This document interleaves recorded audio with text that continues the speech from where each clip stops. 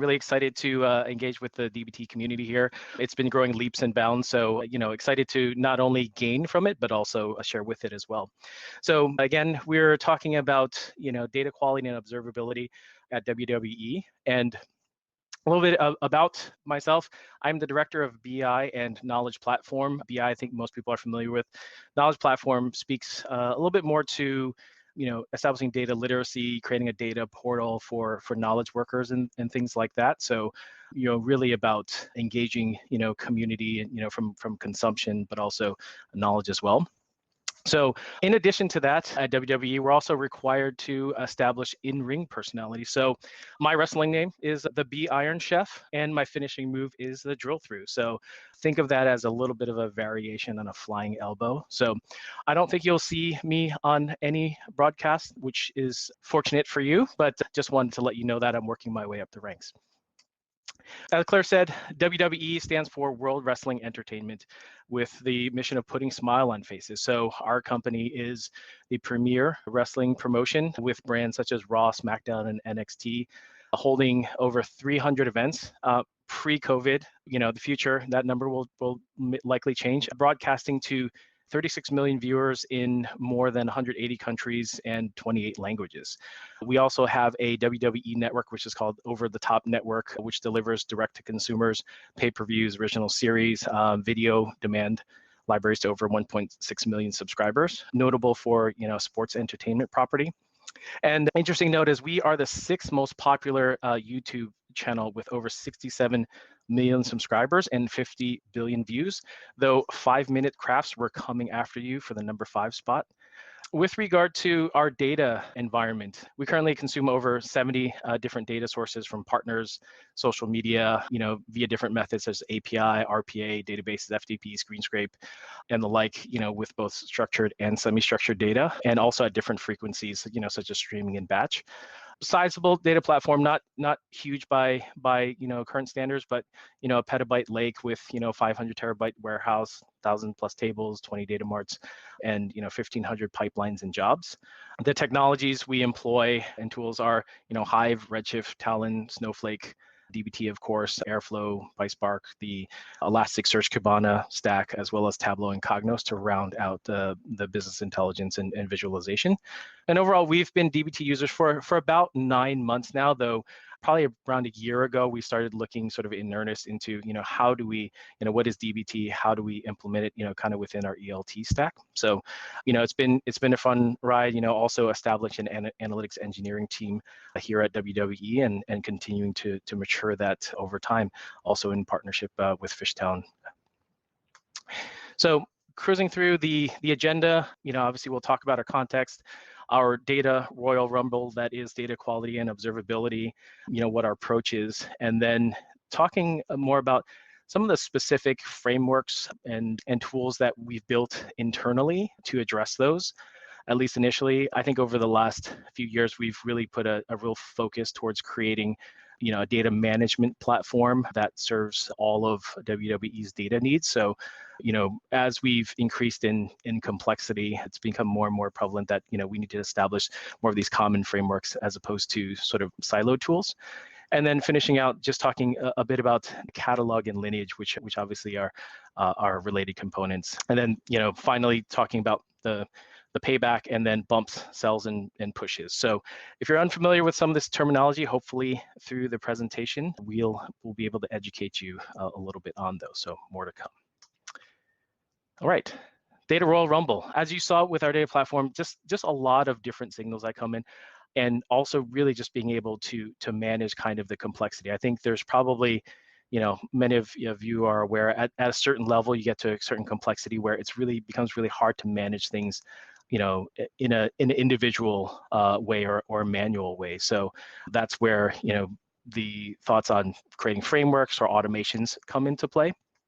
So, obviously, like many other organizations, we have, issues into quality. Like, how do we know the quality across the pipelines from ingestion to consumption? There are so many different hops. Every time you move data, you need to understand, whether it's the way you've intended to, as you've either, loaded it or transformed it. If there are errors in the system, how do we make sure that we have appropriate communication? Because they can happen at any time in any place. And thinking about things such as last mile quality in reports and data sets. If we think about the disciplines of testing that have come from the application development world and now coming into data, how does it manifest itself into reporting itself is when the data is actually delivered on screen to users and being consumed. So making sure that we tie it all the way to that process. And then finally, how do we, resolution and root cause analysis is, even if we've found the issue, how do we, quickly sort of organize ourselves and find resolution to them being able to do the root cause analysis and then fix it for the future to improve quality.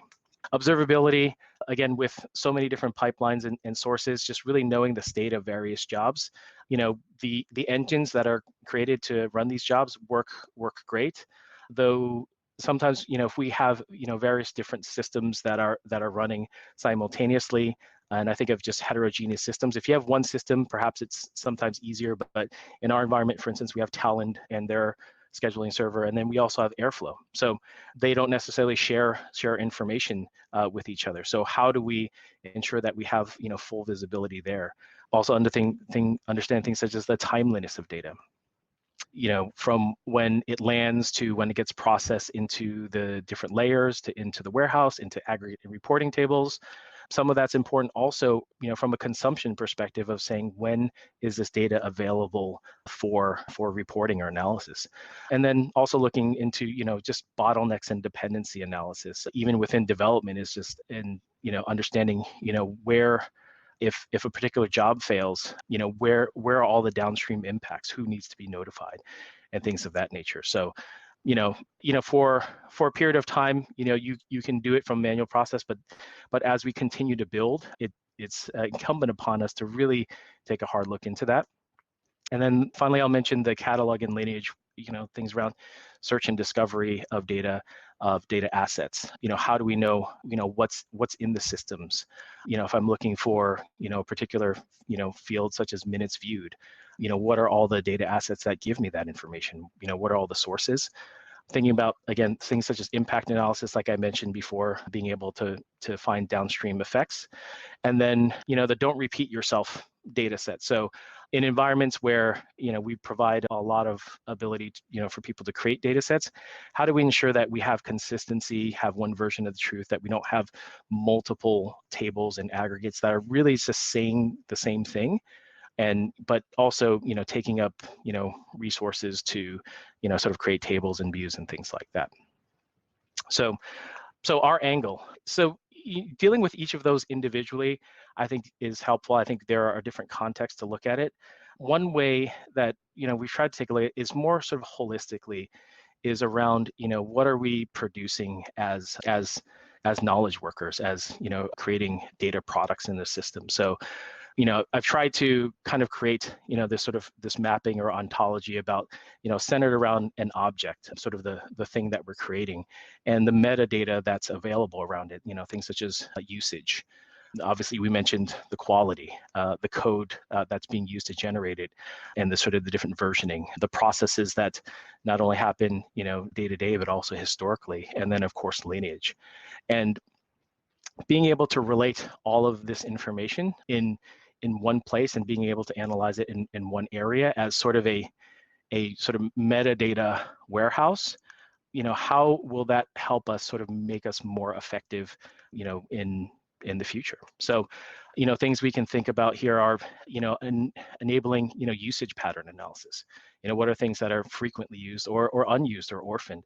A lot of energy is put into creating these objects. So are they being appropriately, leveraged, by the business or dashboarding processes where it provides value? Are potentially some efforts, better spent, developing, certain data sets, over others? I think those are sometimes some of the blind spots, that happen once we've created something, sort of the expectation of usage, but, being able to prove that, kind of gives us, better ammunition for, being able to promote, projects in the future. Thinking through things such as duration analysis and sort of KPIs and service level objectives for for different components to ensure that, we're ensuring that timeliness of information. In the media and entertainment business, with certain pieces of data, the timeliness is very important. As we're consuming things, such as Twitter data, sometimes, if something's trending on Twitter, you can't really wait until the next day for that to happen. Or, if we're monitoring things such as our pay-per-views, where, it happens, over 3 or 4 hours, and there's both, kind of a lead up and then after, and then monitoring, sort of our different linear media streams, and, making sure that we really have good timeliness around it. Moving on to things such as code to quality relationships. Once we've implemented a piece of code, how does that affect, our quality, of those particular objects over time? And then finally, things such as access mapping and violations. I think everyone has a component of GDPR or CCPA and various, personal information rules. So getting a really good understanding about how that data is being used and accessed, and by whom and by which systems, and what data is being pulled. And then also just cascading quality impact. So this is really just scratching the surface in terms of thinking through, well, if we really had all this information in a consumable way, what are the ways that we'd be enabled to better support, our data products?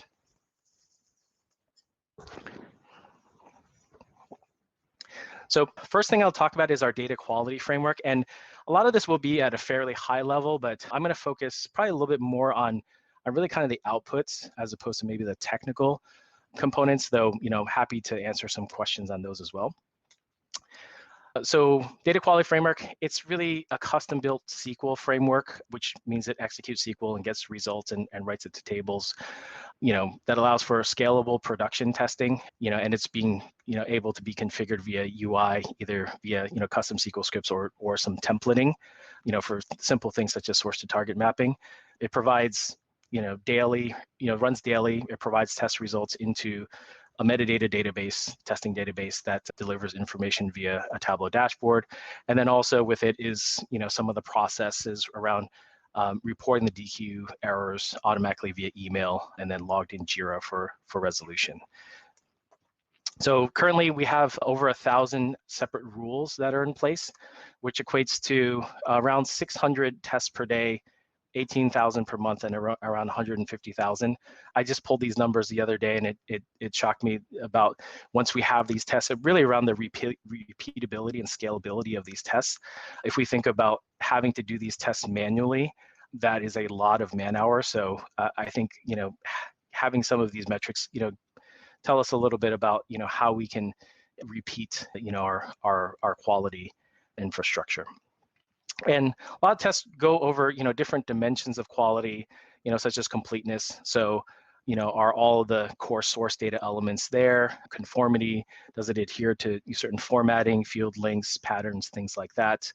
Accuracy, whether it reflects, what the business is expecting, things such as, okay, how many minutes, are consumed on YouTube? Uniqueness, which, about the absence of erroneously duplicated records, and during sort of cardinality within the tables.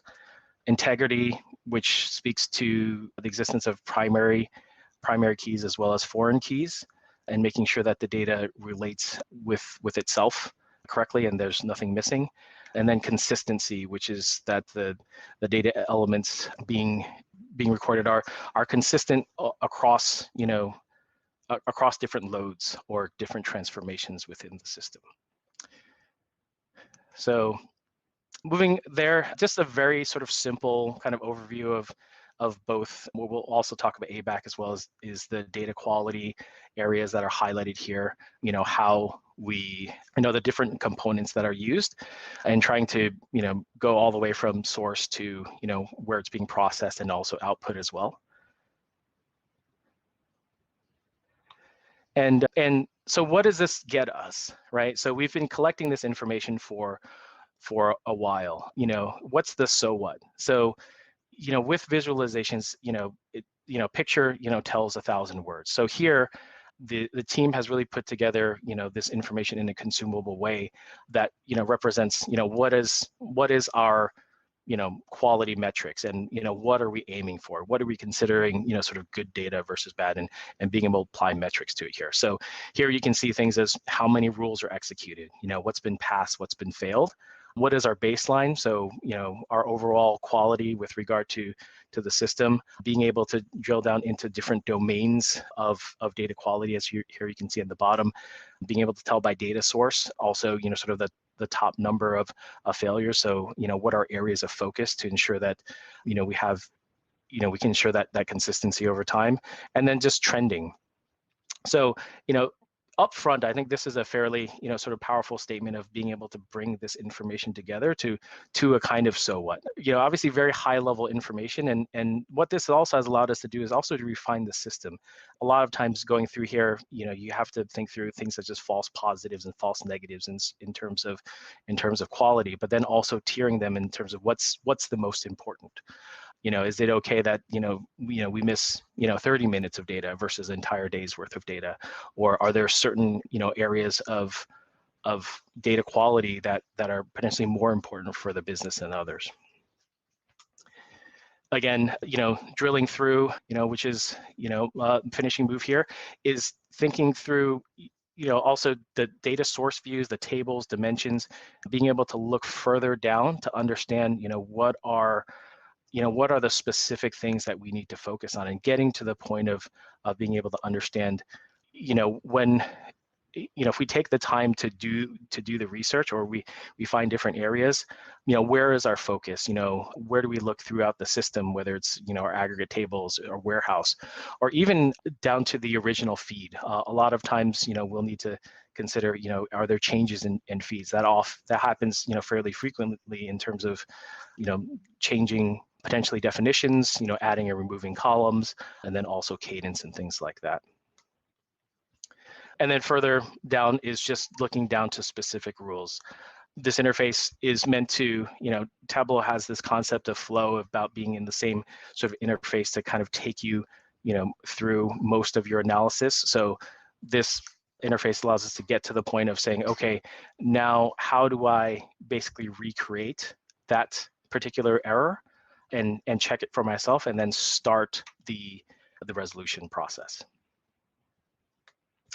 And then, of course, things, such as trending. So trending is important for us. This signal, again, is being developed, but it at least provides us, some context to say, okay, given the set of rules that we have, are we improving? Are there certain areas, again, that we need to focus on? And then further along, if we can get to the point of setting, for ourselves particular goals of saying, hey, we want to reduce, our number of errors, to below 20, or we want to maintain, a quality over time, average quality of say 98%.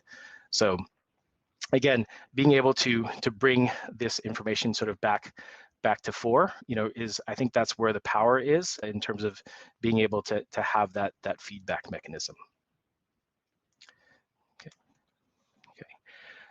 And so that's the DQM framework. There are other areas of testing. So within DBT, we realize one of the great things is it comes within the tool. And so where DQM really looks at production is how do we implement that discipline within our development process, and then QA and UAT. I think this quality begins sort of at the point of inception.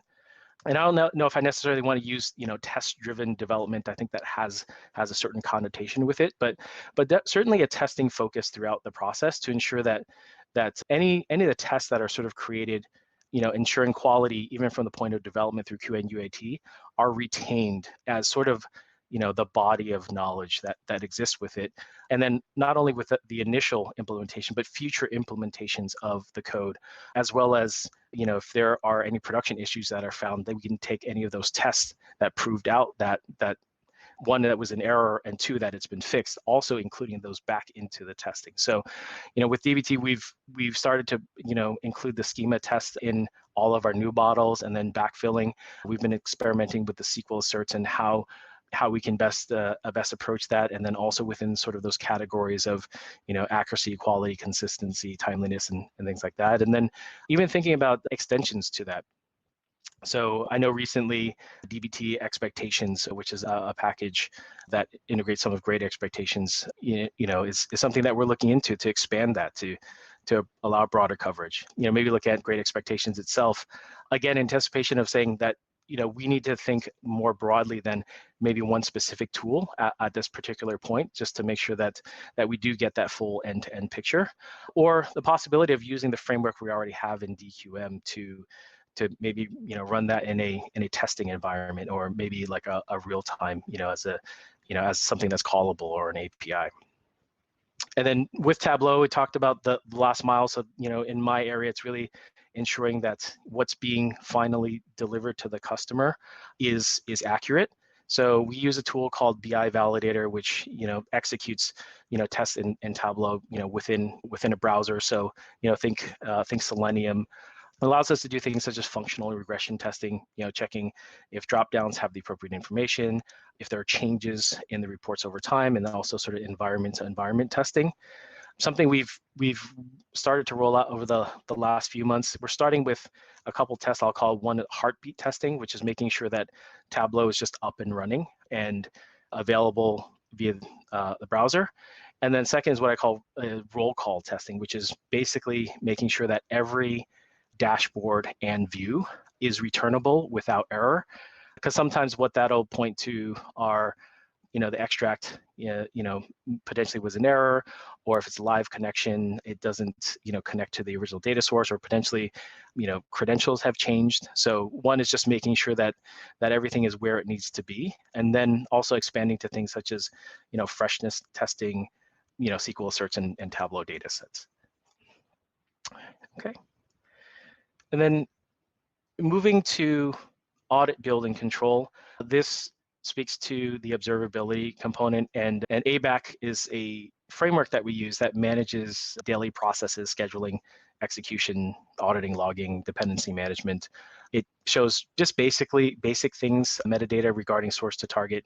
This is how many rows read, how many written, the different validation and monitoring of job statuses, built in Python and implemented across data technology teams. So this was identified early on as something of need as our platform is expanding. Runs over 1,200 processes per day, 27,000 per month, and close to 40,000 over the last year. Bigger numbers, but think of processes as individual tasks that run through, also in support of number feeds. But again, having a lot of traffic there. So it is a couple things. One is it's actually an engine that actually runs that where you configure the jobs and it runs, but it's also a metadata store for other tools. So as we're writing things, from other Python jobs or specific streams, or even with DBT, we actually write to this metadata store, again, to make sure that we have all of that metadata in a single place. It'll log, source and target counts, processes, and, success and failure statuses. It provides actually a good reference for, if we're curious about things dependencies that should have happened before. So for instance, hey, did this particular feed, land today, and was it a success or failure, before I go on to potentially other statuses, because our system isn't fully integrated from a metadata standpoint, having to do some of those manual checks are necessary. And then just going through, we also have service level objectives that we've just started to put into them to say, with regard to certain processes and feeds, what is our expectation? At what time should it arrive by, and how many minutes should it arrive before we should be concerned?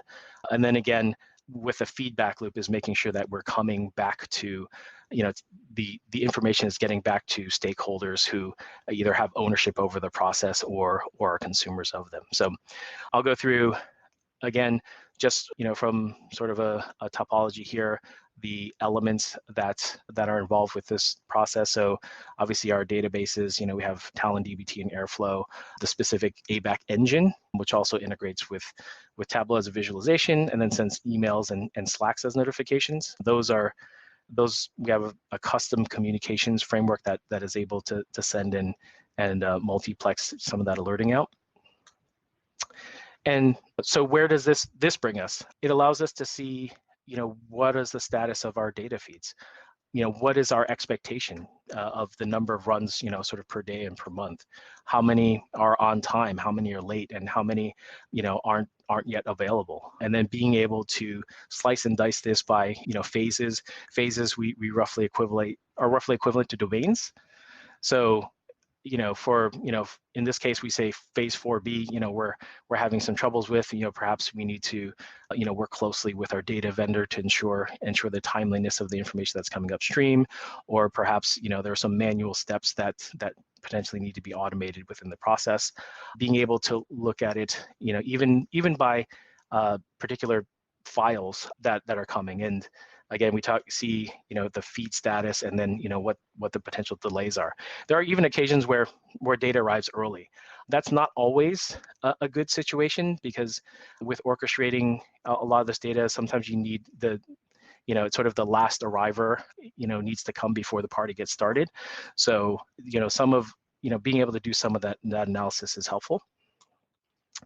Again, views into trending. Once we have this information, trending is also always helpful, especially if we can tag it to, specific KPIs. And then with the KPIs, then we can establish baselines and goals. And then again, with the whole sort of flow concept, is being able to drill down specifically to the details, so that we don't have to jump out and, for instance, go query the backend tables to make sure, to see, what are the jobs that are, sort of in an SLO violation. All right, so that was a quick cruise through the ABAC process. We'll talk a couple pages here on catalog and lineage. Catalogs are sort of both easy and hard, so we have a catalog-ish. And a lot of this is really based on, again, we talked, at length about this, just the metadata. Something or someone has to create the information. So as a part of our development process, we say, sort of the definition of done is, writing, these descriptions in the comment columns, for instance, in Redshift. So currently we have about 75% coverage over all of those column descriptions, which is a sizable, sort of data governance achievement. I think this is probably the only place that I've seen, in my career, probably above 10%. So, really having that focus helpful to actually feed back into, this catalog that I'm calling it in Snowflake, which we're really just pulling information from Redshift. It's searchable by, the schema, column names, and descriptions, as well as kind of having a quasi mega search on top to search any field. And we put some basic sort of heuristics to denote dimensions and metrics, just to make it a little bit easier for instance, data analysts as they're looking through it. What am I looking at here? Or if you're searching sort of multiple columns, sometimes it's not always readily apparent just from the column name, so that denotation helps. And then again, we've implemented ability to submit updates, via Google form. Should we find, any of the descriptions not making sense, or any changes to that. And with regard to lineage, this is where, DBT shines. I think, one of the reasons why, we really, really engage, with DBT is this view of just having, the entire, sort of body of transformations in one place. And really, I say here, getting lineage graphs for free, almost, because the lineage is only as good as our refs are.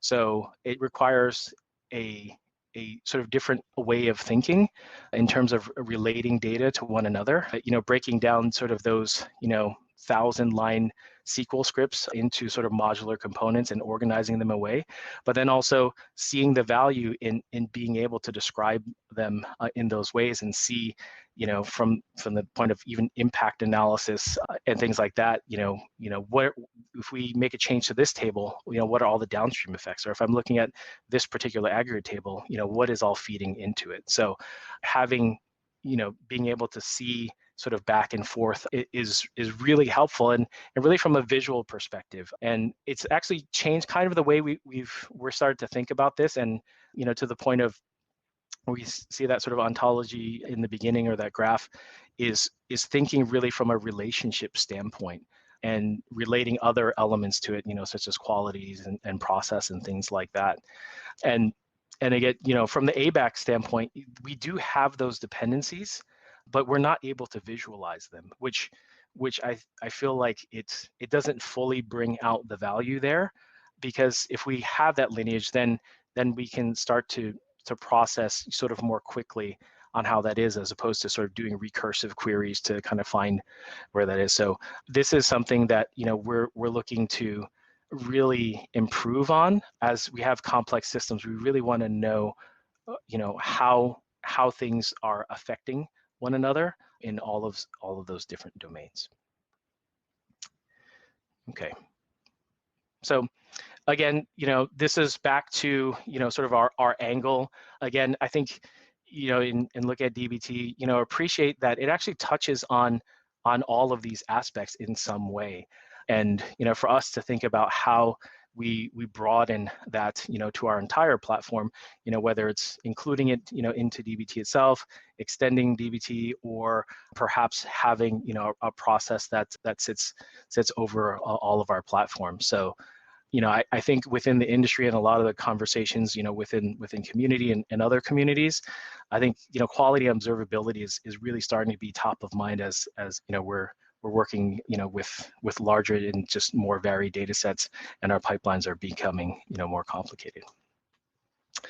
So Payback, besides being one of our PPV events, it's also, what are the returns that we're getting from this particular process? So one cool thing is including control break processes, which I mentioned a little bit before, is now we can check that a job finished, that it met all of the data requirements before we run things downstream. So we have executive reporting that gets sent out every day, and we check, both of those elements to make sure that they're meeting those standards before we send it out, and not necessarily relying on sort of BI system scheduling, but that it's at least has some link back to metadata. It also, helps us with transparency, alerting to job statuses and quality measures. It's fairly embarrassing when your customer tells you that your data is not good, and then you have to scramble and ask the team, have we checked this out? This gives us more of an opportunity to head off, particular, job and status issues before they become apparent at the point of consumption. And we also have visibility over the entire system. So, there may be some systems that we don't key off of just because they've been chugging along, but all of a sudden something changes and it breaks. So, having visibility into not just specific areas or domains, but across the system is helpful. And then, as we mentioned before, being able to drill through and understand, what is really the category of errors and issues that we're talking about, and then how do we easily jump from that to resolution, and then also improving the system. And then further along is just promoting a data quality culture, being proactive, and having this self-service monitoring. Anybody within our data technology team right now can go in there and have a look at, what is the quality of our system? How are we trending? And maybe it lends to some additional ownership over, hey, I really want, to increase the quality. What are some innovative ways we can approach that?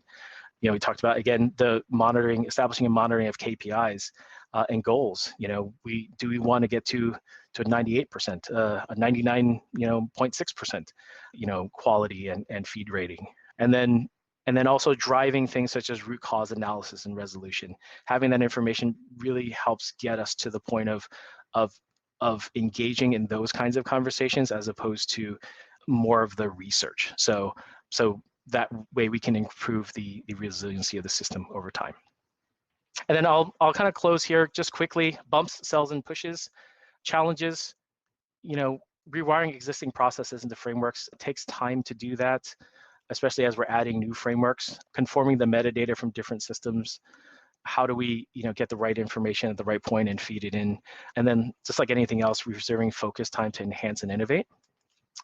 Learnings, cells, completing the cycle and having the whole process in mind. So those who are Six Sigma adherents will appreciate this: the define, measure, analyze, improve, and control. Making sure that we complete the feedback loop so that we improve the systems over time.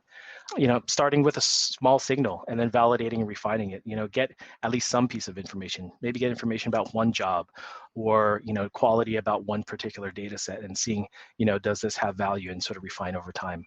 getting reaction or feedback, in the form of, dashboards, alerts, and reviews, making sure that if we have this rich information, is it being delivered to the right people at the right time who have the power to affect it? And related to the other ones, bias towards action. Let's be incremental. Let's make, some small improvements over time and not try to build out the entire system, in according to that vision. Anything that provides value, hopefully we can leverage, more value over time. And then, to the above is force focus with build days. These are sort of mini hackathons where we focus on for 2 or 3 days on a particular issue with a small team that we can build something out. And then pushes our next step. So, things, there's tons of stuff to do, but we want to focus on the areas where, again, starting with small signals, is acquiring usage metadata so that we understand what our users and systems are doing. Getting more of that source lineage data, whether, put in ABAC, whether we're pulling it from DBT, which has a rich engine, and then also like Tableau, what is Tableau using, so that we can say, with this particular dashboard, it uses all of these upstream, tables and objects. Developing an overarching metadata model for DQ and observability. As you saw, some of the DQ and observability was built in, for particular purposes, but how do we create an overarching vision that allows us to do, some of those things we saw at the beginning in terms of relating, say, code and quality, or, usage and process, or things like that. And then, of course, thinking through, all of this takes, a tremendous amount of effort from certain, various members of our team. How do we think through building, integrating, or buying? We're not a quality observability sort of shop, though those things are very important to us. We need to think about, what is the cost, the scope, and sort of extensibility, of those systems. And it might be better that somebody else who's really smart and focusing on these things has a better perspective than we do. So that is my presentation. So I went through a flyby of a lot of different things. So thank you for sticking through with me there. I hope, if at the very least, you have an idea about what WWE is doing with quality and observability, but then also you've also gained some wrestling vernacular along the way. Yeah, I absolutely did. I think I achieved both of those things, and hopefully everyone joining in today has as well. Ken, thank you so much. That was so excellent. It's really impressive to see the approach that you're taking and how rigorous it is, and all the benefits that come along with that. So everyone that's listening, if you have any questions, feel free to drop them in the Slack channel. We'll get to those in just a moment. I'm going to kick us off with a question. Ken, I actually come from a background where I've always worked on small teams, on small data teams, and sort of this really mature version of quality and observability is something that I haven't worked with before. And I've having listened to this presentation, having spoken to a few community members, it sounds like there's some really well-established practices around how you measure data quality in a larger team from an enterprise perspective. Because I remember seeing different themes in this one, and also speaking with someone from a bank recently who was talking about a lot of these same terms. So my question is, for someone who hasn't sort of grown up in a data context with a formal, a team to learn from, what are the best tools that I can look to learn more about how to define data quality and sort of wrap my head around this world of? Sure. I think, these are some of the areas where, learning from, sort of larger organizations, or, people who have dealt with, sort of, ISO and things like that, they can be sort of fairly rigid. Some of us maybe sort of paraphrase those. So for instance, some of the data quality measures, we can find online. I think that there's Dhamma Institute or some of these data quality management, forums have them. And so using them as references, I think, are great in terms of just getting us to think about sort of different domains. I think ultimately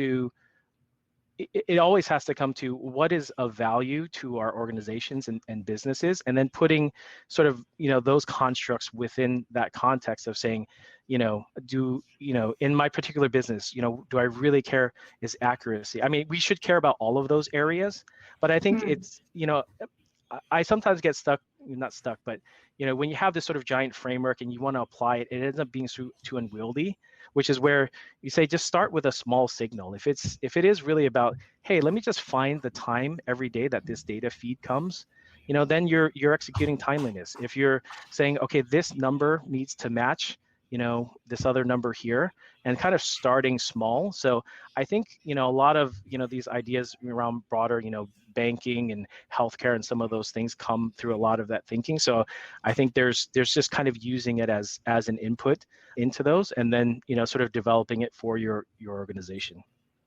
Cool, awesome, really good advice. We've got a question from my coworker, Erin Vaughan. She's our head of customer success. Just looking over to the tab, make sure I'm on the right one, and I've lost it. Okay, there it is. So Erin has asked, I imagine ownership across these various tools and processes and alerting is somewhat challenging. Can you talk a little bit about how you structure your larger data team to keep this structure successful? Right. Yeah. So, there's the part about organizing data and then organizing people. I think both are critically important. I think one of our realizations coming out of this is when we recognize that people are doing good work in these areas, is how do we leverage that for other areas? So for instance, one of our more recent initiatives is all of our different areas are trying to send out communications via email and Slack to notify things, right? So recognizing them and then saying, okay, let's pool our stakeholders together, and then just at least start the conversation of saying, what is our objectives, what are our goals, can we benefit from something more common and then also more manageable. So for instance, we're not sort of developing in silos or sort of following sort of Conway's law about, okay, well, our teams are separated, so our tools are separated. So there does need to be in some ways a forcing mechanism, but then I think that's where also being able to process that, we also need to think a little bit about internally, like our own sort of data products. How are we consuming and creating our own data products that allow us to do our own jobs better, as opposed to maybe more specifically, kind of our customers. So I think having that kind of perspective, and I think we're also considering having more like an internal sort of data product team to kind of help these conversations along. But I think it's really just focusing on, hey, we as a data team, really want to leverage the great work that people are doing. Let's bring these smart people together. Let's find sort of a focus and vision, and then be able to kind of execute on that together. And also, with the support of senior management, of saying, okay, this is great. I really want to invest in this thing that we're working together towards, so that we can actually make it to the next step. I think it's a partnership sort of all around. Cool, awesome. I'm just seeing if anyone has any other questions. But very quickly, just while we're waiting for some other questions to come in, I noticed that you rolled out DBT over the last 9 months. And one thing that I'm always curious about is, at large organizations, how were you doing your data transformations before using DBT? I've always worked with small organizations where the answer was usually like, oh, we're using Looker PDTs and we're manually creating views and tables in Snowflake. And I'm very curious, and like, what did the world before DBT look like? So a lot of that was, we had different tools. So I mentioned earlier in the conversation, using Talend, we have sort of Python jobs. There's the ABAC framework, which now I think, contains, a lot of those configurations and sort of those ELT jobs.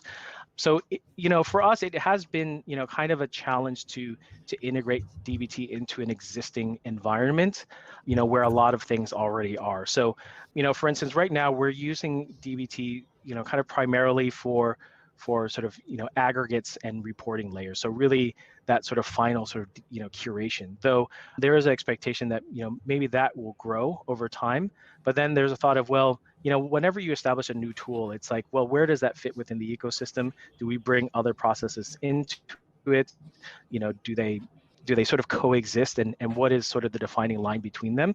We're still working through some of those conversations, because again, as I mentioned, there are some things inherent to DBT from a development perspective that we find very appealing, such as Lineage and things like that. I mean, I think it's already saved us some time to do it, but it does for right now, it does need to be measured. We sort of need to sort of define the guardrails, but then also I think very quickly we need to consider kind of a roadmap of saying, okay, now that we have this, now we've proven out value, how do we maximize the value out of it? Because there's also a risk in terms of having, too many tools and then having to solve them. For instance, having to collect metadata from, I don't know, I'm saying, making it up, 3 or 4 different tools and having to orchestrate them together. So, it is a challenge, but I think at some point, perhaps, there is a consolidation that needs to happen.